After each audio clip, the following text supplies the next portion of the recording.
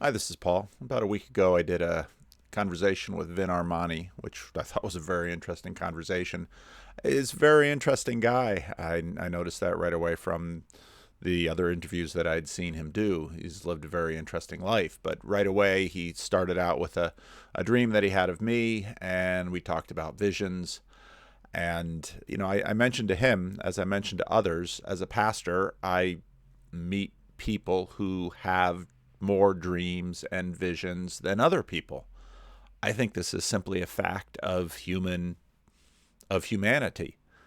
And what's happened in our culture, and this is in some ways a product of the Protestant Reformation and the Enlightenment, that people basically have been driven into the closet when they have these things.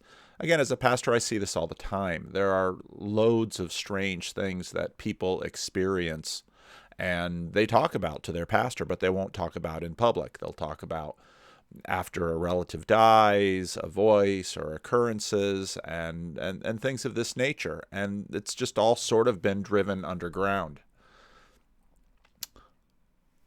Now, there are authors out there who will write about these things. And if you have enough status, you can sort of get away with it without people saying that you're crazy. A number of years ago, I read Barbara Ehrenreich's book on living with a wild god, and it's a very interesting book about the dreams that she regularly had. She's an atheist. She's an unbeliever. She doesn't believe any of it. Psychedelics always come up in this conversation, and again, this is a completely new was a completely new thing for me when I started in the Jordan Peterson space. But my thinking about psychedelics isn't that much different from my thinking about visions in general. Some people, that the fact that you can add chemicals to the brain to see things and have altered states of consciousness is nothing new. Wine, all kinds of things that human beings have eaten and smoked for how long have caused this. Now, then right away, and because of our frame, we jump into the question, well, are they seeing anything or is it? And to me, the better answers are not either or, but probably both and.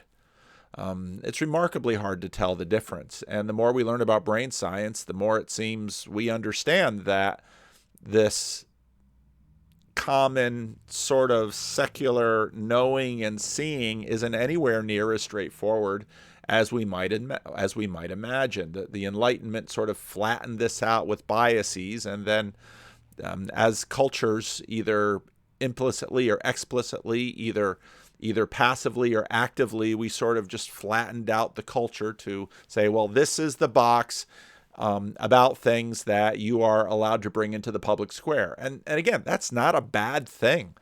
As a pastor of a church, you deal with this kind of stuff all the time.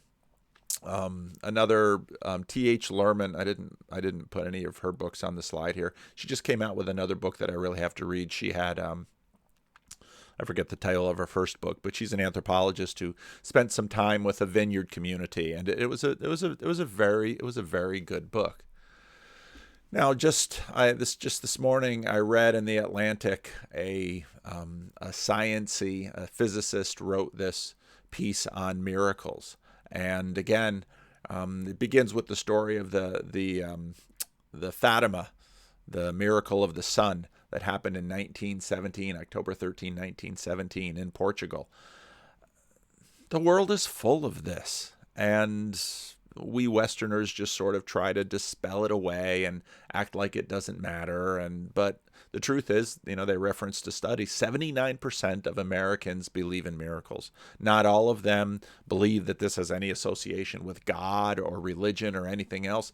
It's just the world they live in, and so there are a lot of closeted beliefs. But when you withdraw the social pressure and when people feel more comfortable, they'll tell you what they think, not what they think you want to hear. And then we all sort of communally act surprised, and it seems like a rather silly game. Yesterday, I watched the whole 4 hours of Jack Snyder's Justice League, and I enjoyed it. The movie was very overt with respect to the gods. And I see this as yet another element of receding modernity, how the movie just basically puts Zeus and Thor right there, because Thor's nicely in public domain, so Justice League doesn't have to worry about the Marvel Cinematic Universe. And in many ways, this movie was so clearly trying to recapture some of the money that Marvel has made. But there's a song that keeps popping up in the movie by Nick Cage, Distant Sky, and the lyrics go like this. They told us our gods would outlive us. They told us our dreams would outlive us. They told us our gods would outlive us, but they lied. Let us go now, my only companions, set out for the distant skies. Soon the children will be rising, This is not for our eyes. And it's so abundantly clear that these new superheroes stand in the place of the gods, and that's really not a bad way to think about how these movies operate in our world. I remember there used to be a show on Discovery Channel or the History Channel or one of those cable TV channels that was about, basically about ancient technology, and they talked about how in ancient temples you basically have magic. And you find this in the book of Exodus, where the magicians are going to replicate the wonders that Moses performs to Pharaoh. And now we have these in movie theaters and on our big screen TVs at home, and they're full of music and images. The God stories we tell each other, and not just ones with superheroes, but of course, Lord of the Rings, Harry Potter, Star Wars, Star Trek. It's all religion, and it's all suggesting to us the way the world should be, or the way we want the world to be, or who our gods are. Now, of course, the Jordan Peterson, Jonathan Peugeot conversation has really been making the rounds. A lot of people recommended me Dr. Gavin Ashenden's commentary on the videos, and I did a little bit more research. He's quite a remarkable man. There's a Dellingpod interview with him, which was quite interesting. He was part, I guess, this royal court of clergy for the Queen, and he just couldn't take it anymore when, at some Anglican church they decided to have a Muslim man give a speech behind the pulpit, and I think he basically looked at the Anglican church and said, "You just don't take it seriously," and so then went over to Roman Catholicism. Interesting guy. I listened to his whole commentary, and my takeaway was, I agree with, pretty much everything that Gavin Ashenden said in the commentary, but he used all the same words that we keep using and that evangelicals and Roman Catholics keep bringing into the forum.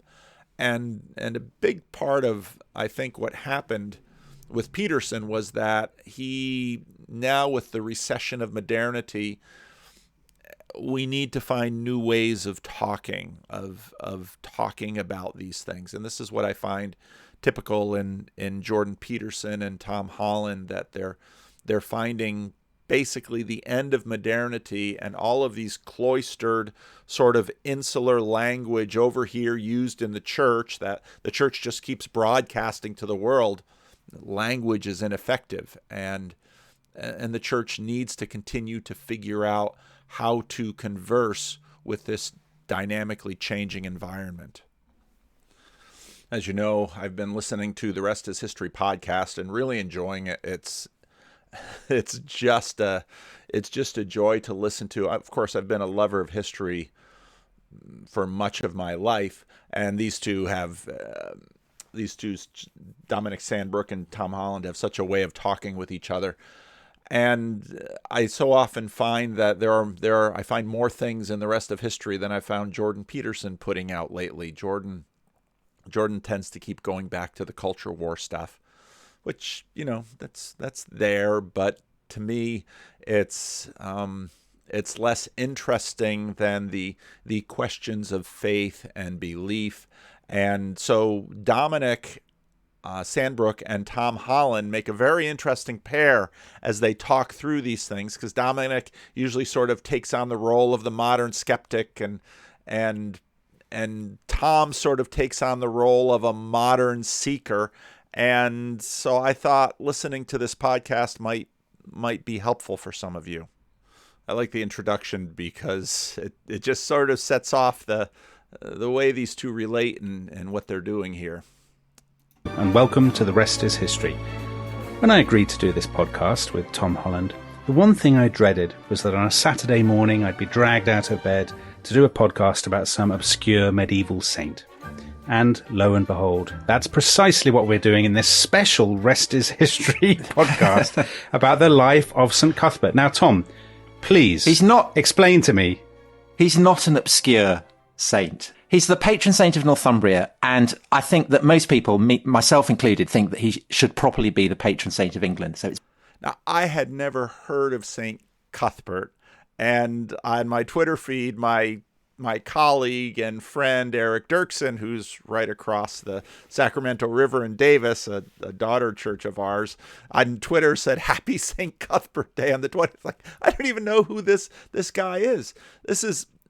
And so many of the English references just go over my head in this podcast, which, okay, that's just because I'm an American and I don't know everything that they're talking about.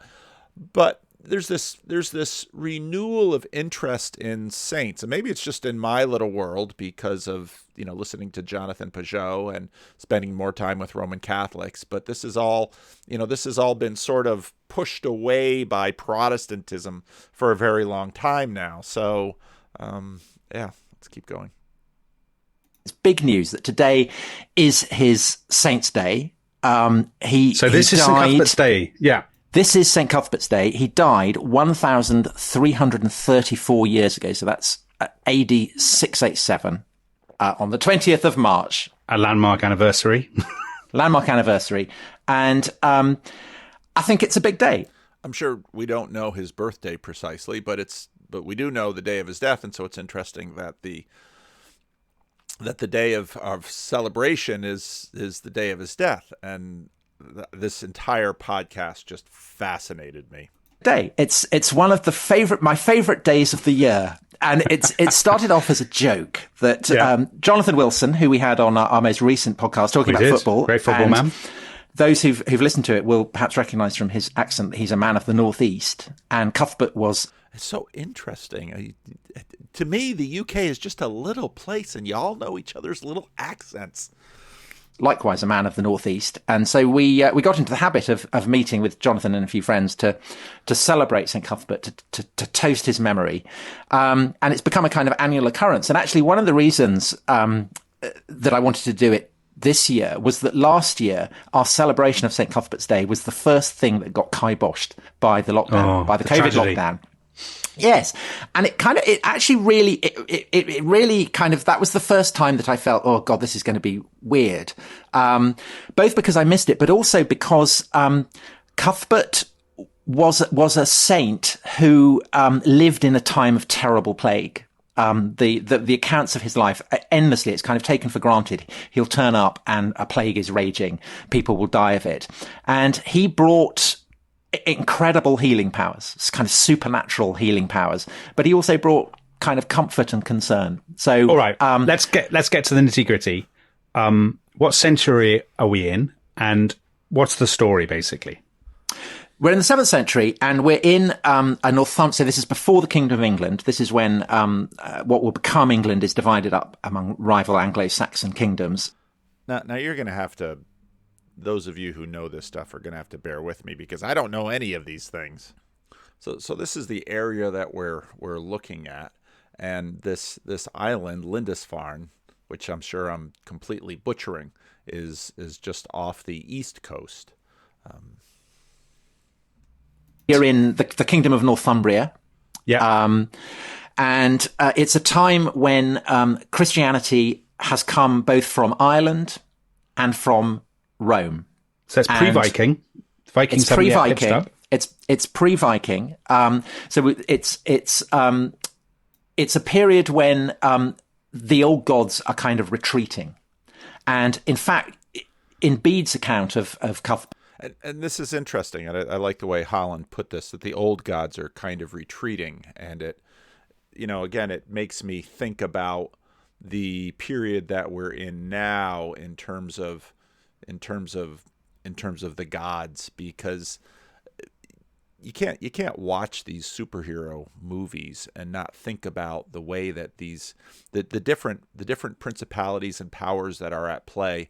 Superman, at one point the Flash asks Superman, "What is your superpower?" He says, "I'm rich." And so Superman, who in earlier attestations, didn't like guns, now is sort of the manager of guns in these movies as they, shoot the bad guys and so on and so forth.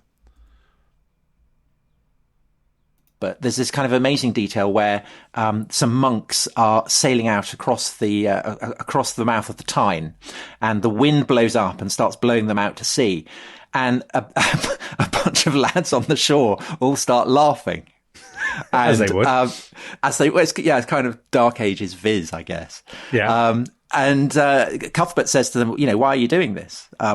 These poor guys are going to be swept to their deaths." And they say, "Well, we don't care, because these monks are banishing our gods, and we don't know what we're meant to do anymore."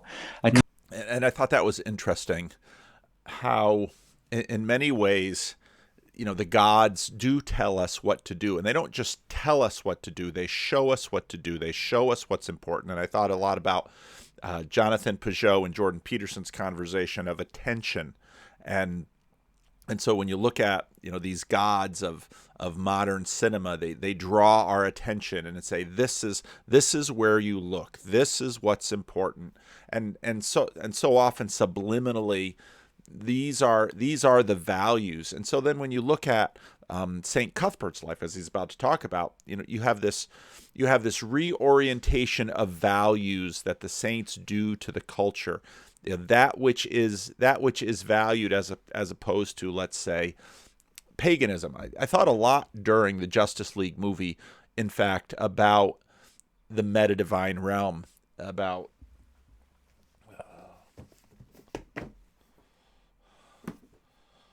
Ezekiel Kaufman's book. I got to get it down here in the picture. About Kaufman's book, because when you look at the world of the Justice League, I mean, Superman is sort of, Jesus in spandex in some ways, but not really. See, and this is where it breaks down, because when you look at the kind of hero that Jesus is, it's very different from Superman. Although, I mean, part of the problem with Superman as a character is he's too good, he's too perfect, and that's why you sort of kill him off. And a lot of the movie is trying to get Superman back to life, so Superman can beat the bad guy.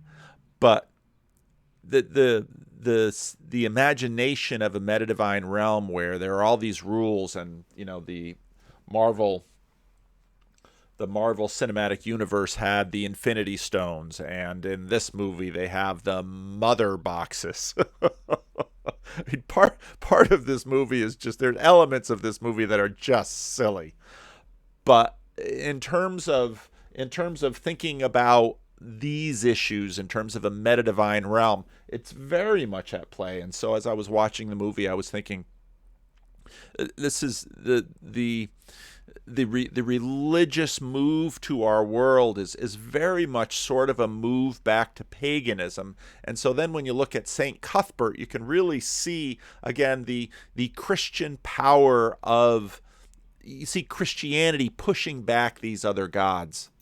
Cuthbert kneels down and he prays, and miraculously the wind changes and the monks are swept back in. But there's a glimpse there of what Cuthbert actually represents, which is a kind of a revolution, a process of revolution, the introduction of Christianity, both from Ireland and from Rome. So this kind of mix, but it's felt as radical. But what you see in the life of Cuthbert is why Christianity works, why it beds down. So who is he? Where's he born?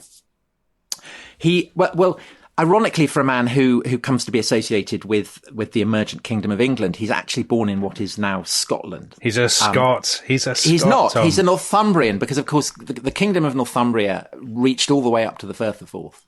Okay. So he's perhaps born in the vicinity of Melrose, perhaps Dunbar, somewhere around somewhere that. He seems to have been of aristocratic background. He's described as a young boy who enjoyed his sport. So, of course, sportsmen like you will empathise with that. Well, again, I was kind of thinking, the grand sporting tradition of the Northeast, because we've had both. We've had Dan Jackson.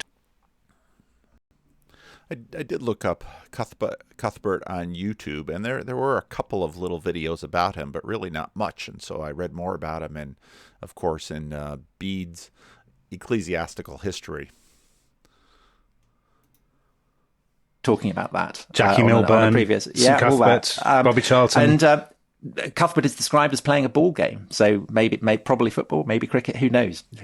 Can't say. But he was clearly a kind of Gaza-esque young. I have no idea what a lot of these things are. Young man. That's not a comparison I was expecting. But then he has a kind of a conversion. And and what he sees a vision of angels descending and a great beam of light, and then a figure rising up to the sky. And this figure, he subsequently learns, is Saint Aidan, an Irish monk who has founded a monastery on an island called Lindisfarne off the Northumberland coast. Lindisfarne, that'll be very well known. Cuthbert decides that he is going to devote his life to Christ, and he turns. I'm such a digger. Whenever I listen to these things, I just always want to know more about these places, and I can't even say them properly. But when you read Bede and you look at these pictures, and maybe after COVID, one way or another, I got to find a way to get over the Atlantic and see some of these places. It doesn't look like much is left of these places, but there they are. Turns up at Priory of Melrose, and we're told again by Bede that he arrives with a spear and on a horse. So that suggests that actually he's quite well born. So, why has he got a spear? Is he a soldier? Or do people just carry spears? This is a violent age. This is a violent age. It's an age of plague, and it's an age of war. And Cuthbert, by abandoning his horse, by abandoning his spear, is essentially becoming a slave of Christ. And he casts off all the privileges of his class. He lives an incredibly ascetic life. This is a man who, in the middle of the night, goes down into the North Sea, stands up to his neck, praying, comes back up as the chill wind is whipping off the North Sea in the early dawn. Kneels and prays. Isn't that what people in the North do on like New Year's Day and stuff? They go for dips to show their hardiness. But they go for dips, but they don't stand for hours at an end up to their neck. But there's this wonderful detail, however, that as Cuthbert is standing on the shore, sea otters come and they warm his feet. And then they slip back into the sea. And this is kind of one of the wonderful details about Cuthbert. That's just a bit weird, Tom. That's a bit weird. Well, but there's a lot more. That Cuthbert is a man who he sees angels. He can heal the sick. He can banish fire. He can make the wind turn. And he communes with the natural world. So sea otters come and warm his feet. Eagles bring him fish when he's hungry. He can understand things from the pattern of the flying of the birds. And the truth is that if you want a model for, say, Gandalf or Merlin, a man who has an incredible power that is actually greater than that he would have had if he'd remained a warrior. Okay. But let me interrupt you, Tom. So where are you getting all this stuff from? I mean, is this sort of saints' lives written down by monks, or is it a chronicle, or what exactly is it that, and was it?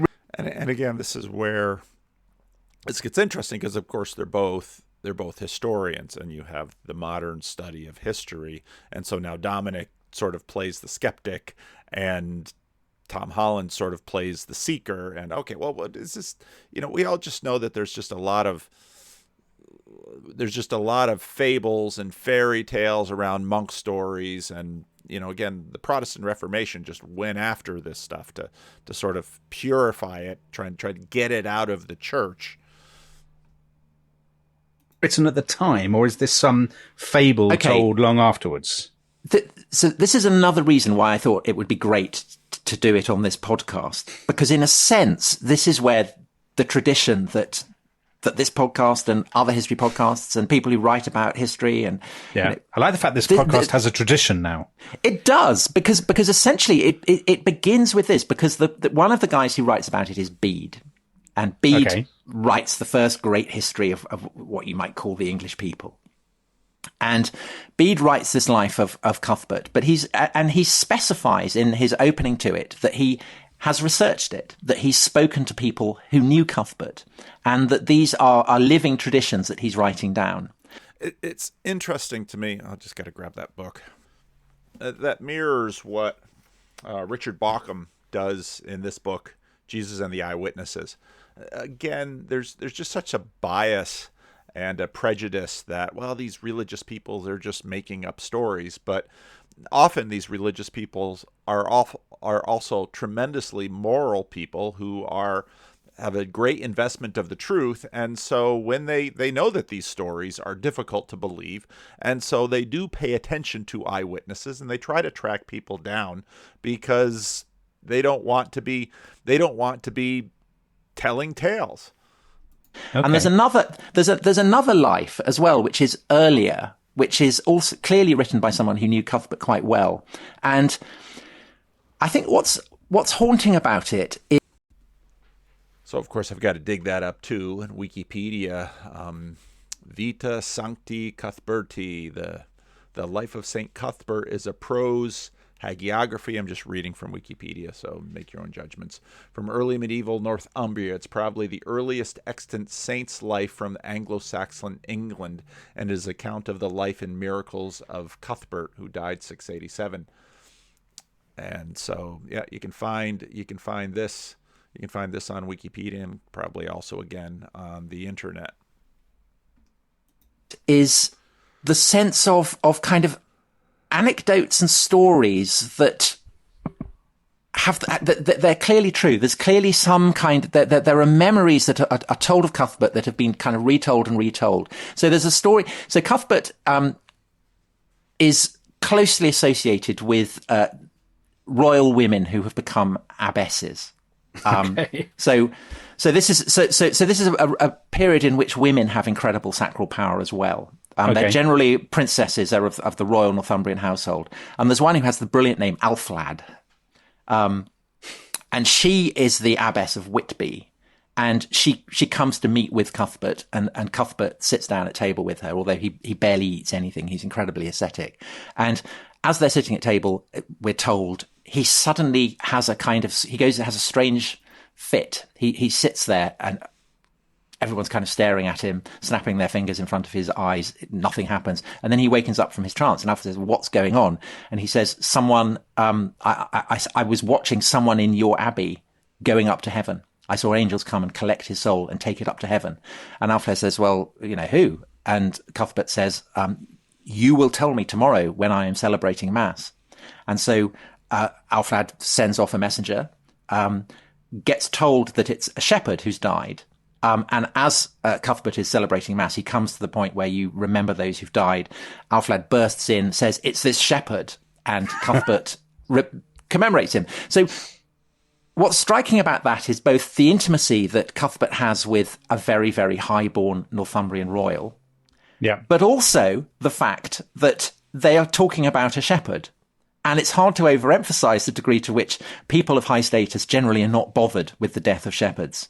And so you can see exactly there, both the power of Cuthbert, but also why Christianity puts down roots so quickly. It has something for the elites, for those who are royal. Yeah. But it also has something for those who are poor. And we're told again and again that although Cuthbert commands the respect of those who are very powerful, he also always has in his mind those who are poor, those who are suffering, and he is always concerned to make sure that he can heal them, give them food, give them shelter, whatever. So he's a very loved man, I think. How much?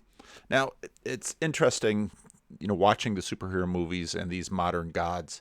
I was I had to watch a little bit of a previous superhero movie, previous one of the Justice League to sort of orient myself in this. And there was this scene where Diana, who of course is who is a goddess, Diana rescues these school children from bad guys who are about to blow them up for some political end.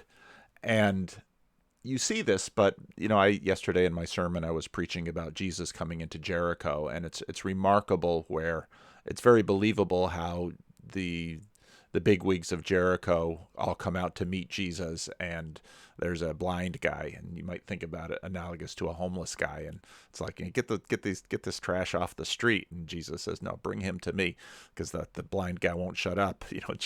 Jesus of Nazareth, son of David, have mercy on me, and he won't shut up. And so Jesus says, bring you who are going to sweep him away, bring him over here.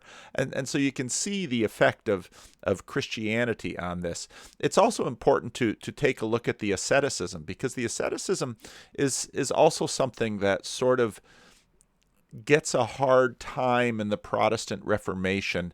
And I'm going to have to spend a lot more time thinking about this and talking about this, because how can we understand asceticism in today's parlance? And you'll hear this, when Jonathan Peugeot will talk about, people don't really recognize just how ancient faith a guy Jonathan Peugeot is, but when he talks about asceticism and monasteries, it's difficult post-Protestantism to translate that, because it almost feels Gnostic, but the ascetic root isn't exactly Gnostic. They imagine themselves athletes. Now if someone says, well, I'm eating a special diet and I'm exercising rigorously and I'm doing all this. In fact, the Apostle Paul makes this point in the New Testament. I'm doing all of this in order to prepare my body for the Olympics. Well, we would say, oh, of course, I understand it, because there's a telos, there's a goal, and all of this stuff is pursuing that goal. Post-Protestantism, asceticism doesn't seem to have much of a goal. In fact, the Reformed in the transition of Europe from medievalism to the Reformation, the Protestants were sausage eaters. They would go ahead and they wouldn't fast on Fridays. And you see all of these transitions happening. And so what happens with asceticism, it's not really understood how this functions in the worldview. Okay.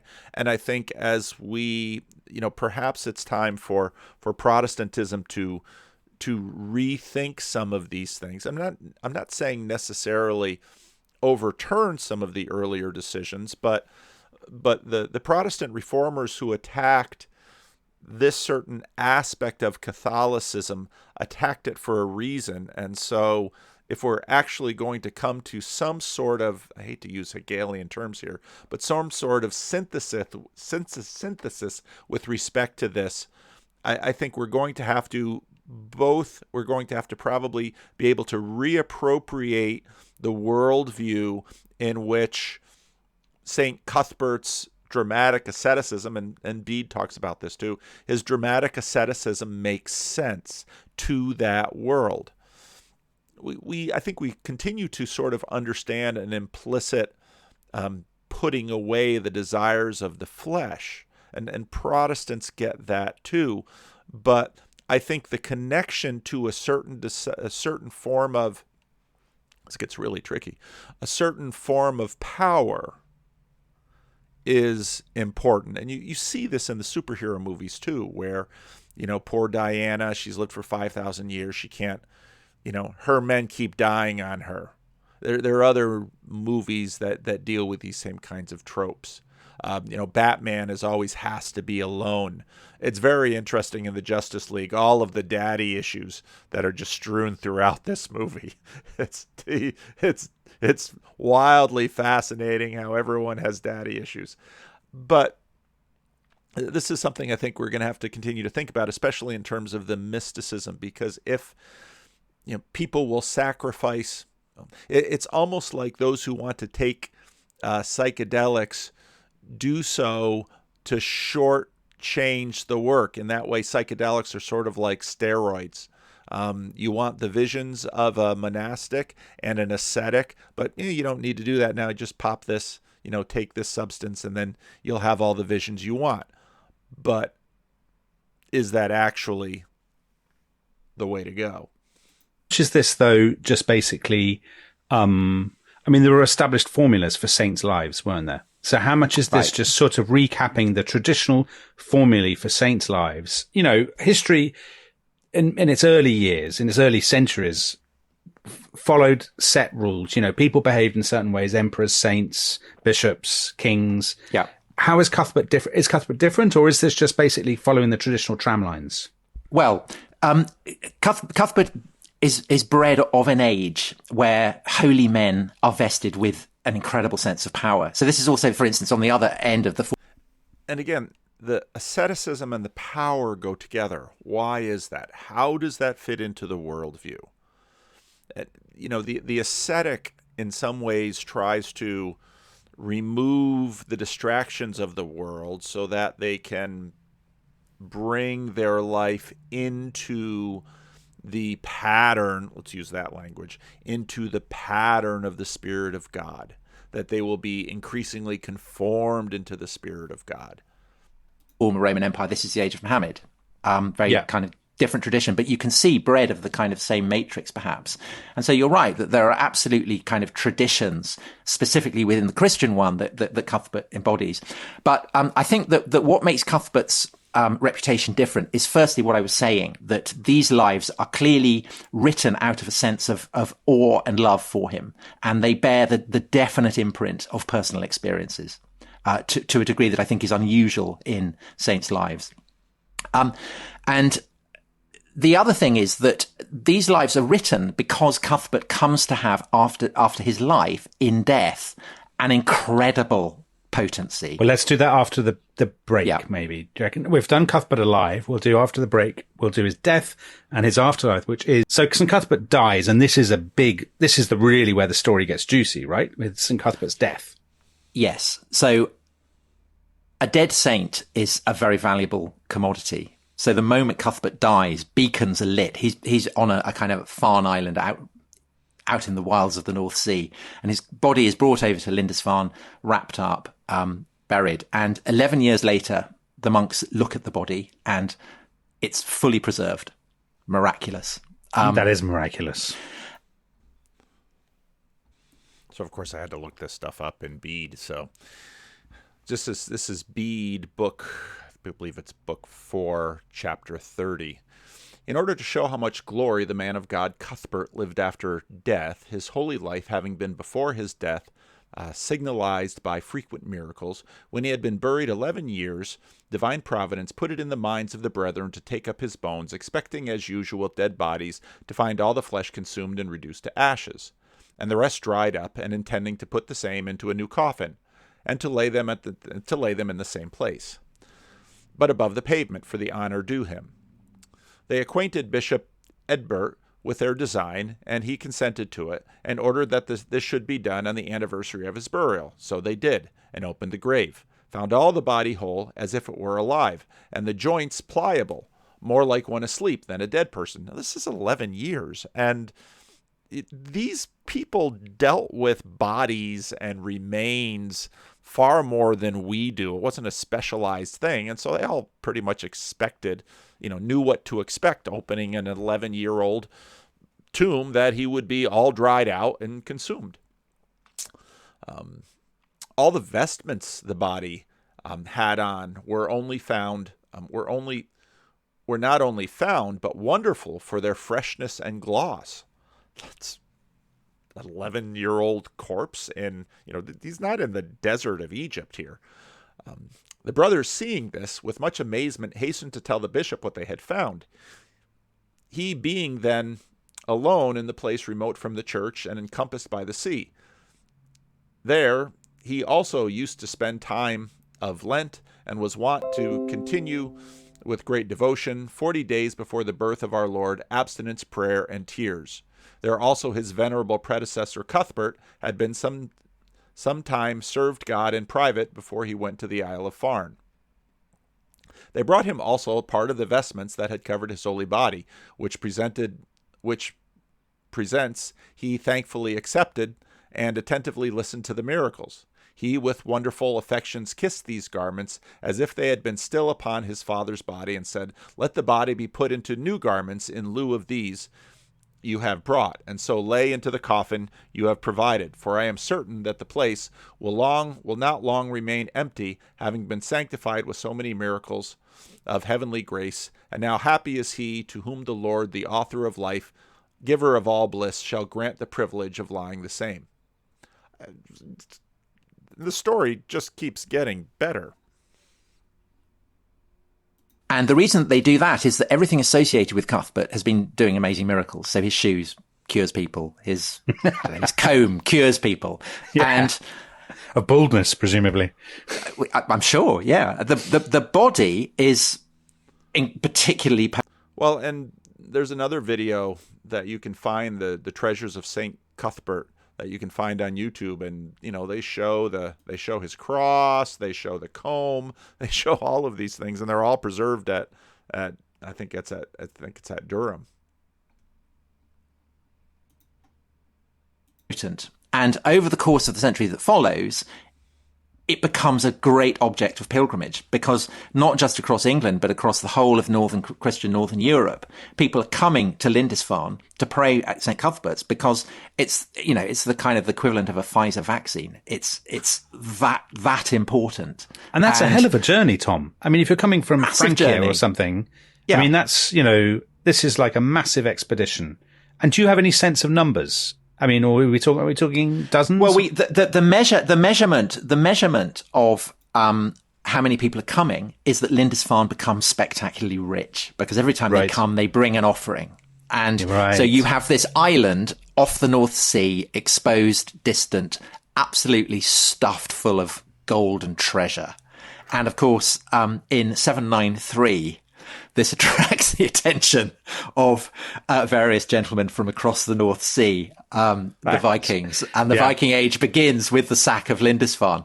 And they keep coming back and coming back and coming back. And they're coming back for Cuthbert's loot, basically. For the loot that's been accumulated, from the tourist trade. And it all gets too much. And 875, so that's almost a century after, the monks are, fed up with this. And so they upload Cuthbert in his coffin, and they transport it. And essentially what they seem to be doing with that is that they take it around all the various lands that the monastery of Lindisfarne has come to be given over the course of the century. And they're taking the body as a kind of stamp. So they're saying, here it is. And this body continues to do incredible miracles. And what's interesting is that it seems to impress the Vikings as much as the native Northumbrians. And so in 883, there's a king, he's actually formerly a slave, a Viking slave, who becomes a king called Guthred. Oh, yeah. I've read about him in Bernard Cornwell. That's right. So Bernard Cornwell writes about it in a skeptical way. But it's evident that to everyone, Cuthbert's body is just the most remarkable, supernatural, terrifying thing that there is. And the body gets taken to York when Guthred is crowned. And Guthred gives all the land between the Tyne and the Tees to the body, to St. Cuthbert. To the body. So basically, for most of, the 9th century and into the 10th century, the guy who is ruling the lands between the Tyne and the Tees is a dead body. It's St. the Cuthbert. late St. Cuthbert. Brilliant. And any Viking who gives St. Cuthbert shit comes to a horrible end. So there is one Viking who tries to break into the shrine that's been set up at Chester Street, old Roman fort. And the floor opens and the Viking gets swallowed up and goes to hell. And so after that, people are not going to give Cuthbert any grief. Wow. And so what that means is that a dead body is perhaps the most significant lord in early 10th century England. So, Tom, I can think of two really good parallels for that from either ends of the historical spectrum. So one, which some listeners may have already thought of, is the body of Alexander the Great. So Alexander the Great dies after all his conquests, and then I didn't know any of this either. There's a big tussle, isn't there, for his body? It's basically stolen by his mate Ptolemy, who takes it to Egypt. And the body of Alexander, which is sort of it's buried with all sort of honors and stuff in Egypt, in Alexandria, is the sort of badge of legitimacy, isn't it? And bodies were a kind of badge of power and legitimacy. Except I don't think that Alexander's body does miracles. No, that's right. And really, the thing with Cuthbert is that But he was a god. Yeah, yes. Cuthbert wasn't even a god. Cuthbert was just a saint. Alexander was a god. And right there, you see Alexander was a god. Well, he's in the pagan world. He's like Batman or Superman or Achilles. He's a son of the gods. But Cuthbert is a saint. And what does a saint do? The saint conforms himself to the spirit of God, and God works through the saint. And the saint is a vessel through which God operates. But Cuthbert is capable of miracles, and therefore that's the basis of his power. Okay. Although interesting, with Alexander, I mean, there's this kind of wonderful theory that his body vanishes at around the same time that a Venetian flotilla arrives in Alexandria and steals the body of St. Mark. So I always loved the idea that actually the body of St. Mark in Venice is the body of Alexander, which would be wonderful. So here's my other example. Now the thing about St. Cuthbert you were saying was that his body was miraculously preserved intact after his death. And of course, there is a body in the world, which some listeners will have seen, which is miraculously preserved, of another revolutionary who is the sort of badge of legitimacy of a state, and that's Lenin. Have you been to Lenin's? Have you seen Lenin in I have, Red yes, Square? I have. Yes, I've threaded past it. It's very strange, isn't it, to kind of queue up and go into that mausoleum, which is designed like a pyramid. You know, it's got this sort of pyramidal design. And he looks like Robin Cook. Now you got to look up who Robin Cook is. I had no idea what the story of the cakes is. Everyone knows the story of King Alfred burning the cakes. I don't know the story of King Alfred burning the cakes. King Alfred had been defeated in the battle yet again by the Vikings and was hiding in the wilderness in Somerset Levels, the only part of Wessex not conquered by the Vikings. He was hiding in a shepherd's hut. The shepherd was out minding his flocks and his wife was baking cakes, more likely flatbreads, and she had to pop outside for another bucket of water from the stream. She had no idea who the illustrious guest was. She asked Alfred to watch the cakes, but he was so preoccupied with planning how to win back his kingdom and defeat the Vikings that he completely forgot about the cakes, which burnt. The shepherd's wife was not pleased to come back to the smell of the burning and spoiled supper, so she set about beating King Alfred with her broomstick, calling him a lazy, good-for-nothing idiot. Rather than assert his royal status, Alfred meekly accepted the beating and apologized. It is a great story. Story about Alfred on Athelney, that he's sitting there alone, feeling hungry, pondering how to defeat the Vikings, and he sent all his men out to go fishing because they're really running short of supplies. And his men are out there in the shallows, not getting any fish at all. And a poor man turns up, hood over his head, asks Alfred for some food. Alfred gives him the last bit of food that he has, and the man thanks him and then goes off. And then suddenly all the men who are out fishing start hauling in great quantities of fish. And from that point on, they have no lack of food. And that's one of the remarkable things, I was reading a bunch of these miracle stories. One of the remarkable things is how they sort of duplicate, you can see Jesus, we haven't caught anything all night. Throw it on the other side. Oh, but okay, Lord, because you say so. And then, of course, it's a great haul of fish. It's interesting how so many of these miracles, praying to still a storm. I was reading a miracle story about that. It's interesting how many of these miracles sort of echo the miracles of the Gospels. That man was Cuthbert. That man, it turns out, was Cuthbert. He appears to Alfred that evening in a dream and says that I will be backing you. I favour you. I'm going to back your house. Wow. And so it's, from that point on, Cuthbert becomes a patron saint of the House of Wessex as well as of the Northumbrians. And so for Athelstan, who's just annexed Northumbria into his realms, you can see it's incredibly useful. So to dig into that for a second, that's a story presumably created by Wessex propagandists because they want to, they want to reach out to the kind of Northumbrian public and to say, we're not conquering you. We are, we're your friends. We really respect your saint. Your saint has actually chosen us. That's what's going on there, surely. I think that's a hard-nosed 21st century perspective. that ignores the degree to which this was real for people. So of course Athelstan knows full well that he needs to get the Northumbrians on side. And of course he knows that by showing his respect to Cuthbert, he's going to get Northumbrian support. But Athelstan is a highly devout man, and he would not be doing this if he thought it was just a scam. He really believes this. I remember when I was a student, I was studying the Byzantine Empire, having an argument with my tutor because I said, but we know that icons don't have powers. And he said, well, no, you can't approach this subject, thinking in that way. And my question to you is, we think that all this is balderdash, basically. Did people at the time absolutely, completely believe that, eagles had been providing Cuthbert with fish? Yes. That people... And this is again where we believe in groups. We believe in groups. We think this is balderdash. Do we? Well, some do, some don't. Who's we? Why is it so important that we believe in groups? That's so vital for us as human beings. Well, did they yes. There was no hint of skepticism. They completely signed up to this. But because otherwise he wouldn't have the power, to have a body successfully govern it. People have to believe that it's powerful. Okay. And this is where again you get into the worldview, because in some ways the Justice League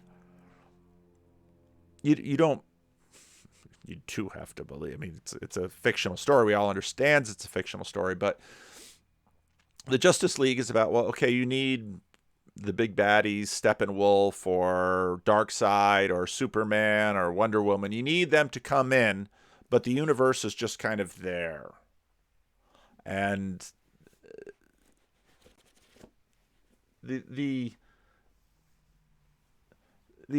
saints these saint stories, alter the way we approach the universe and what we think about it. Again, just in a remarkable section. Well, we think this is all balderdash, and it's like, wait a minute, who's we?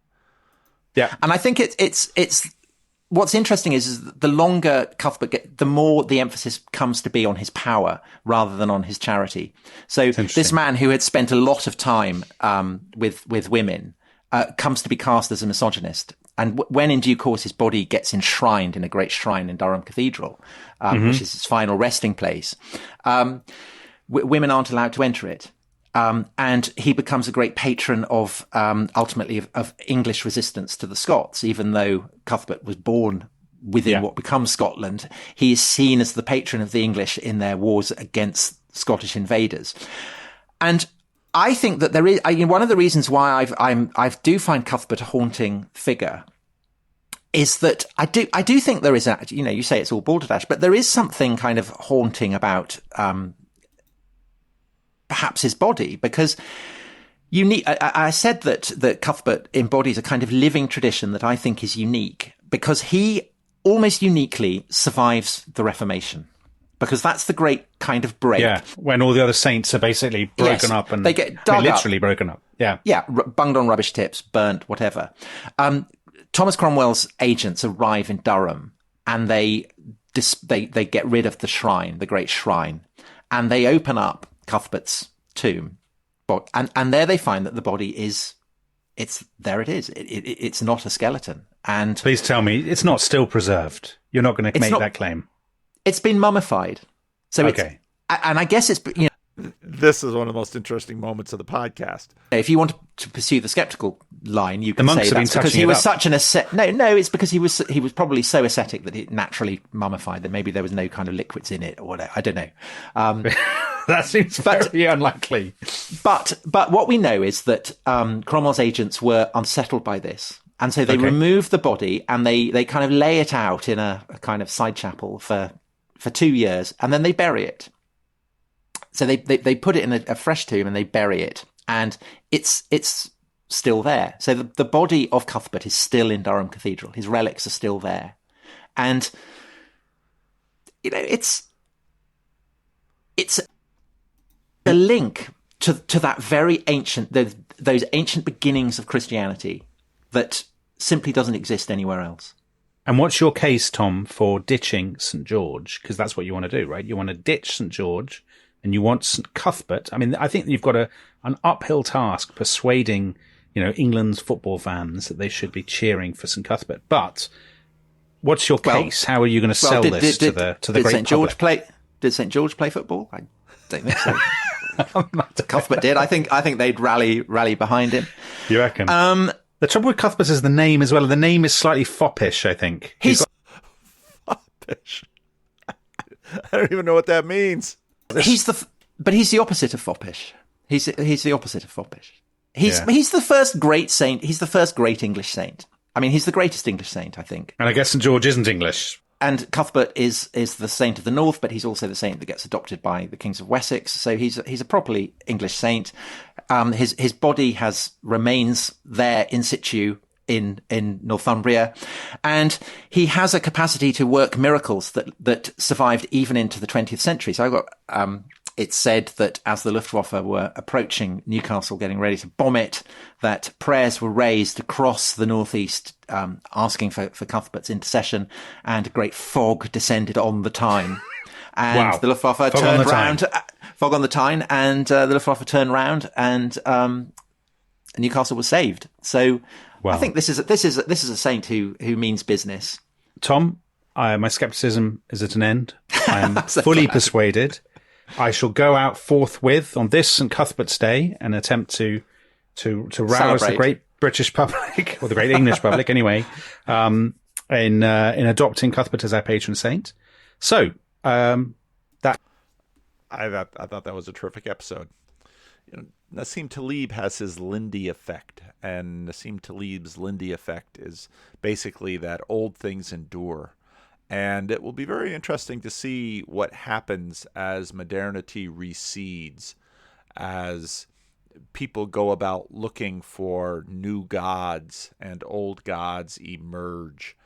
And so again, I found I didn't know any of these stories about St. Cuthbert.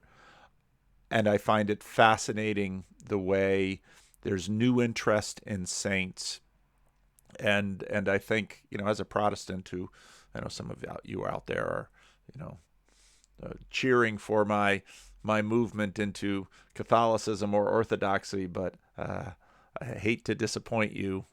I'm not intending any move, but I think Protestants have to do more thinking about these stories and the way that they work on communities and people. I think Protestants have to understand why the Reformation went after some of this stuff. I think Protestants have a degree of lament about what was lost in the iconoclasm, simply in terms of the history and art, but also I think to find, because we're not Gnostics, and the physical layer of the world is foundational and important, but a better understanding of the way that these layers interact. I was quite moved by this additional story in Bede on Cuthbert. There was in that same monastery a brother whose name was Bethwagen, who had for a considerable time waited upon the guests of the house, and is still living, having a testimony of all the brothers and strangers resorting thither, of being a man of much piety and religion, and serving the office put upon him only for the sake of heavenly reward. Reading Bede and understanding, okay, put your mind on heavenly things. Of course, that comes right out of the Apostle Paul. Well, what are we talking about there? And I'm not saying that skeptically. I'm asking it much more psychologically and in terms of heaven and earth. Well, this man, having a certain day washed the mantles and garments which he used in the hospital in the sea, was returning home, when on a sudden, about halfway, he was seized with a sudden distemper in his body, insomuch that he fell down, and having lain some time, he could scarcely rise again. When at last he got up, he felt one half of his body, from the head to the foot, struck with palsy, and with much difficulty got home with the help of a staff. The distemper increased by degrees, and as night approached became still more, so that the day returned he could scarcely rise and go alone. In this weak condition, a good thought came into his mind, which was to go to the church, the best way he could, to the tomb of the Reverend Father Cuthbert, and there on his knees to beg of the divine goodness, either to be delivered from that disease, if it would be for his good, or if the divine providence had ordained him longer to lie under the same for his punishment, that he might bear the pain with patience and composed mind. It struck me how the request wasn't as so much modern as, if you don't heal me, I'll turn my back on you. No, it's, if it be your will, could you please release this? And he did accordingly, and supporting his weak limbs with a staff, entered the church, and prostrating himself before the body of the man of God, he with pious earnestness prayed that, through his intercession, our Lord might be propitious to him. In the midst of his prayers, he fell, as it were, into a stupor, and, as he was afterwards wont to relate, felt a large and broad hand touch his head, where the pain lay, and by that touch all the part of his body which had been affected with the distemper was delivered from weakness and restored to health down to his feet. It sort of, in some ways, reminds me of Jordan Peterson and Tammy Peterson and her miraculous recovery. Of course, there are miracle stories all over the world, but that doesn't mean that the patterns are the same or it's always the same. So, my opinion with much of this is that a little bit of humidity, a little bit of humility is in order. And yeah. So I really appreciate Tom and Dominic doing that podcast, sharing that history, and it will be interesting to continue to watch how this all plays out as modernity recedes. Hope this was interesting for you. Thanks for watching.